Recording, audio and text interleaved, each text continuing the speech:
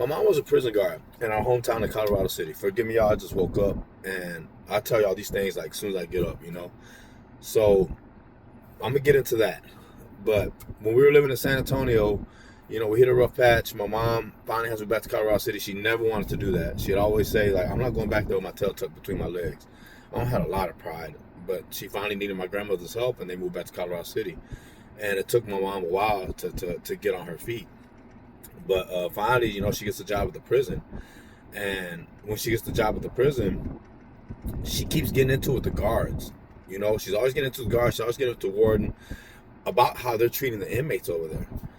My mom had to stay and she would tell us, and me and my brother were just talking about it the other day because a while back, a long time ago, I had a situation where I was being pressured to tell on somebody at work, and I was like, nah, man, I'm not no snitch, and they were like, well, you got to separate, this is the professional world, this ain't the streets. And I had to let them know, like, nah, this ain't no street stuff for me. I know it is for other people, but for me, this is how my mom raised us. And I remember telling my brother, I don't ever remember mom telling us anything about the word snitch, but she did have this other thing she would tell us: don't ever throw no rocks and hide your hand. And that was what my mom lived by. Like if my mom had something to say to you, she was gonna say it to you. She wasn't gonna go behind your back and do anything. She was gonna be. And I tell people to this day, like sometimes I have to have a conversation with somebody, uncomfortable conversation. I have to tell her, hey, I only know one way to be, and I'm not this brutally honest person.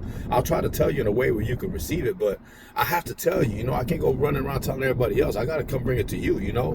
And so that's how my mom lived. So she was always disgusted with the way these guards treated these inmates, because her thing was, you won't talk to them like that on the streets. She would. And anybody watching this video that grew up in these terraces with us, y'all know my mama, if she had something to say to you, she was going to say it to you. Man, I seen her in fights out there, fist fights out there. My mom didn't back down from nothing. And she didn't hide her hand, and she didn't throw rocks and hide her hand. So we lived like this. And she kept getting in trouble, and I didn't want her to lose that job because she really loved that job. Another thing about mom, she loved this job, man.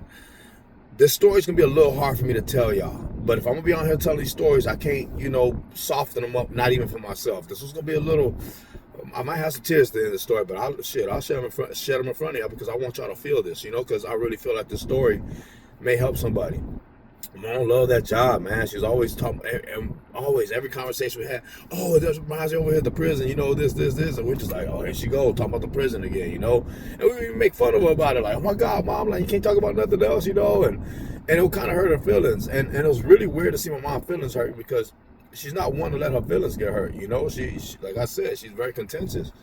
But it kind of hurt her feelings a little bit. But I was always trying to give her more tact at her job to not keep getting into it with the guards, with the other guards and the warden, because I knew she was going to end up losing her job. And guess what? Sure enough, she lost her job. So I have a homeboy named Johnny, and his pops told me something. He said, if you really listen to people whine, you can hear what they're saying. And there's some of the realest shit I heard.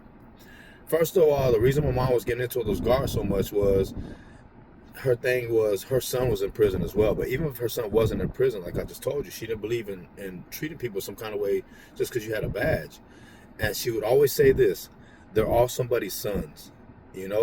All those boys in there, Juan, those are somebody's sons. They deserve, if they don't deserve a level of respect and dignity, their mothers deserve it.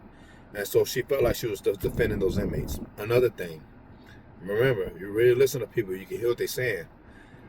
All my mom knew was being a mom. When that was her identity, was being a mom. And when she lost that job, she took it hard. I'd never seen my mom so depressed. And I didn't get it. It's just a job, Mom.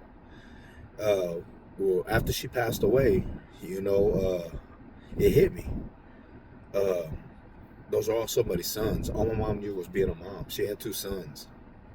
That job gave her purpose. It made her feel like a mom again. It wasn't until after she passed away that I heard what she was saying. Listen to your moms, man. They might be telling you something you're not hearing. I'll leave it right there for y'all. Y'all have a good day.